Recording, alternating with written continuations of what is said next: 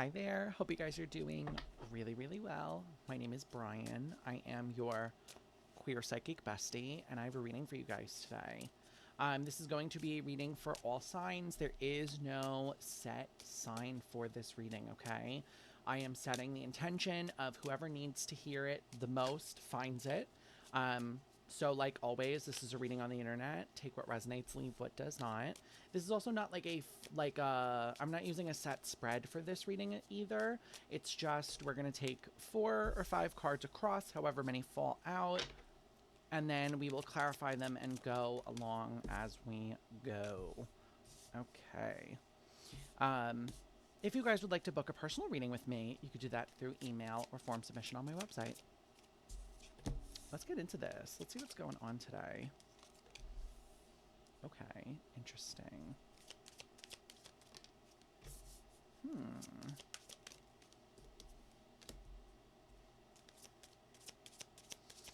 I have my blinds open. I wanted to get some sunlight in here today.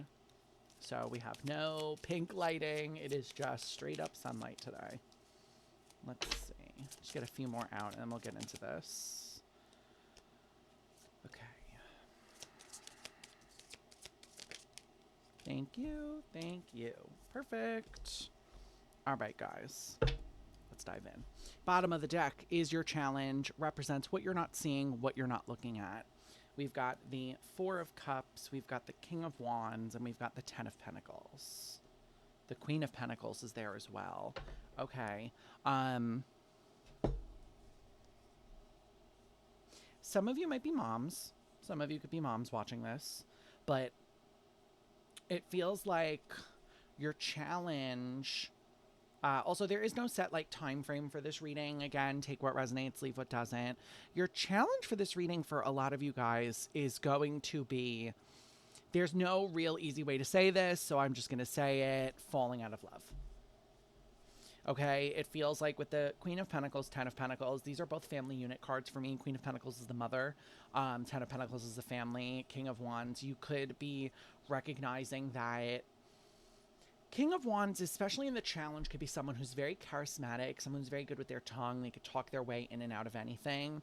But the 4 of Cups is like apathy, especially in a challenge. I feel like for a lot of you guys here, you're sort of recognizing that you had someone in your life that put on a show, is the way that my guides are saying this to me. And I think you guys have finally caught on. There's like a deep knowing here of, oh, I'm hearing like the jig is up. That's interesting, come through as a challenge. Let's see why. Let's get into the reading. So you start with the 9 of Wands and the Chariot. So yeah, it's almost like for some of you guys here, you may have a partner. This could be a partner. It could be a business partner. It doesn't have to be romantic. It could also be a mother for some of you. It feels like you have someone that wants to work things out with you with the Chariot and the 9 of Wands. But at the same time, the 9 of Wands is like wounded warrior, and it's a little bit distrusting. Whenever I see the 9 of Wands, I'm like, okay, we're on our toes for something. You know, there's this energy with the 9 of Wands of like, okay, am I going to go for it or am I not going to go for it? So, especially with the Chariot here, I think some of you guys are kind of going back and forth right now. I think the energy that I'm feeling is almost like, I think you guys are echoing the energy right now in your physical worlds of like 1 step forward, 2 steps back with someone is how I'm hearing it. And it's making you feel, it's almost like, is it worth it? You know, I feel like some of you guys may have someone in your energy that is trying to, I almost want to say they're trying to convince you with that King of Wands. King of Wands, like I said, very charismatic. This is going to be someone who's like, oh, well, look, I did all the things. You know, I went to therapy and I stopped drinking and I started doing this. And it's like someone who wants to check off all the boxes. But for some of you, it almost feels like this is coming across as insincere. Because in your middle card here, you have the Ace of Swords. So, like I said, there's definitely communication here. This person is definitely coming out and communicating with you about what they've done. But the Ace of Swords also begs the question of, well, do I believe it? I think for some of you guys here, you don't really believe it. Wow, that's really harsh. I just heard it, so I'm going to say it. It's hard to believe someone when every other word out of their mouth is a lie. I mean, you know, like, now I can kind of really see why you guys are like, because I feel like you're kind of dealing with someone again here who's a little serpentine, a little snaky, and I'm not sure if you even really want to be involved in this anymore. I mean, your last two cards here in your top row is the Nine of Cups and the Four of Wands. I think a lot of you guys are falling into that like rose-colored goggles trap of like, well, things were really great, but are they now? You know, I think that's where a lot of you guys are right now is very much that contemplative, like, is this, has anything changed here? I feel like it has. Yeah, you have the Hermit in reverse. I think for a lot of you guys also, there was codependency issues here with this person. That could have been what you bonded over. Because I feel like the bond was quick, is what I'm getting. Like, quick. Like, we merged quickly.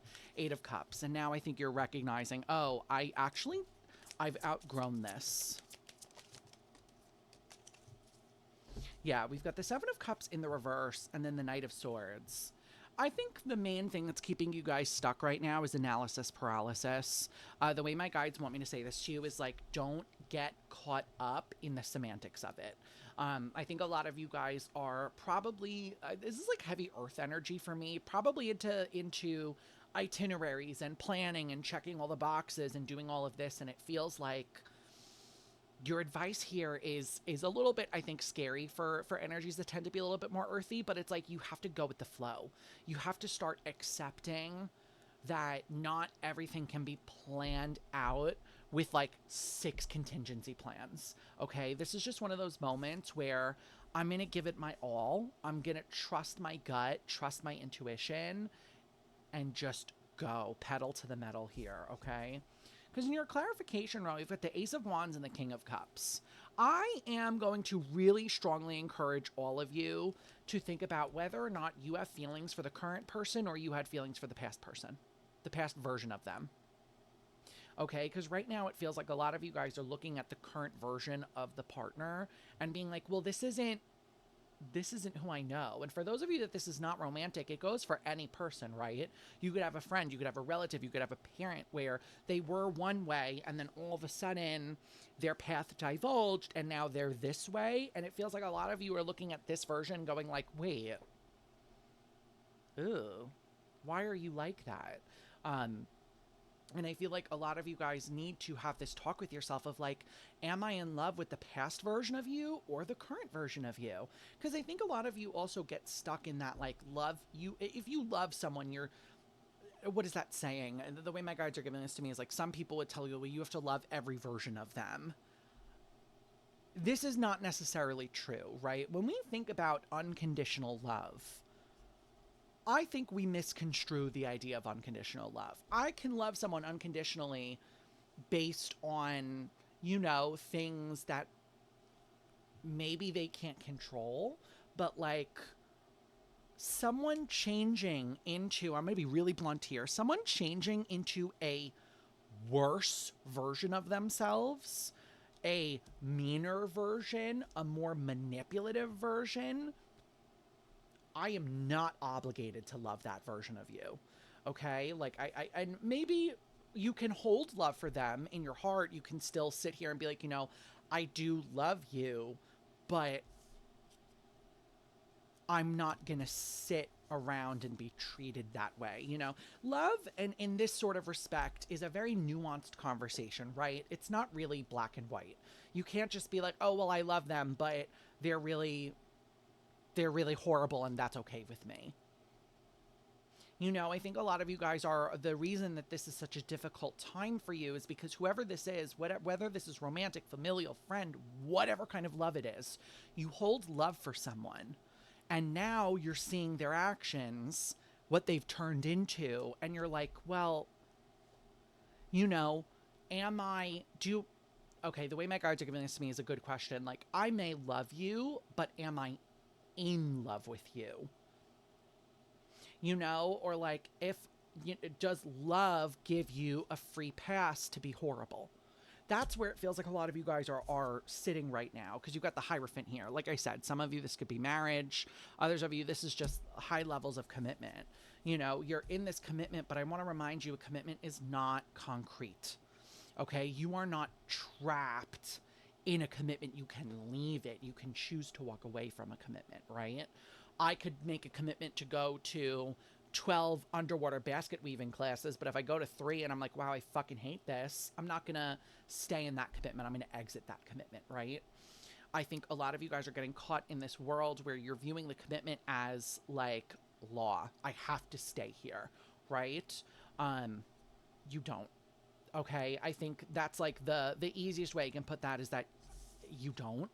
You know, with the moon and the 8 of Wands here, I think you guys are also kind of scared of like, well, what's going to happen after this? What's going to happen if I walk away from this?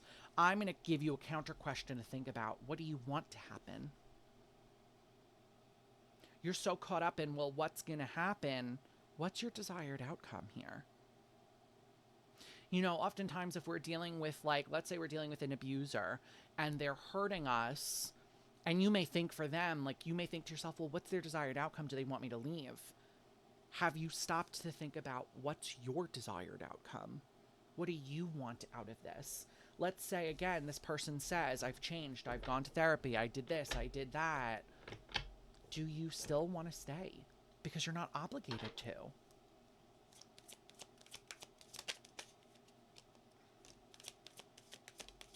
The way my guides are saying this to me is that love is not a free pass to treat you badly. That's just what it boils down to. Okay, I've been there, babe. I've had, you know, some of the worst, most horrible, gut-wrenching things ever said to me under the guise of, well, we're saying it because we love you. Do you? You know, with the 3 of Wands here, the Lovers and the Queen of Swords, babe, I'm going to say something controversial, but brave, I don't even think you want this anymore. I think that's where you're kind of at here. You know, this is your clarification row, and I think that a lot of you need to start asking yourselves, Queen of Swords, Lovers, am I in it? Is my heart in it? Okay, maybe my heart is in it. Is my head in it? Is my mind in it? Maybe my heart still loves them, but if they're hurting me, what am I doing here? Why am I committed to this still? You know, I think this reading really boils down to the biggest takeaway here, and I think the biggest advice for you guys to remember is that commitment is not final.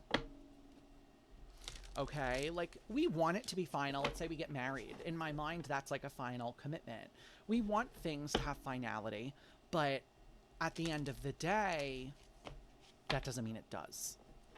Remember that. Okay? Your commitment is not a shackle. This is not the old ball and chain is how they used to say it, okay? You can leave. You are allowed to. All right, let's get you guys an oracle card. This is the deck I'm using. It is the Angelarium. It is my favorite oracle deck to date. I use it literally all the time. It reads us to filth, so let's get it. What's the advice for this collective, please? What's the advice? Thank you. Wow, this is like on the nose. You guys have Azazel, Angel of Sacrifices. Wow. Very on the artwork is also just really stunning in this deck. Okay, let's read it. It's number 33 for those of you that are into numerology. Okay. To see this card is to know that there is a higher purpose calling to you. It asks you what you are willing to sacrifice to achieve your goals. There is wisdom in attempting to find these answers, but there is folly in fetishizing one's own self-destruction. Compromise is needed to not lose too much in pursuit of a righteous cause. Babe, I think this is a really big reminder for you guys that it is noble to want to stay with someone. It is noble to want to try and love every version of themselves, or to love every version of them. These are noble, righteous causes, right? But at the end of the day, if I am sinking myself down into a black hole solely based on the idea that I am hopeful that someone can change if they choose to, Am I actively doing what's best for me? Or am I actively self-sabotaging? Okay? Guys, that is your collective reading today. That is what I have for you guys. I hope this reading was helpful. I hope it gave you some perspective shifts here. If you guys wouldn't mind or really appreciate it if this reading resonates with you or my reading style resonates with you to consider liking and subscribing.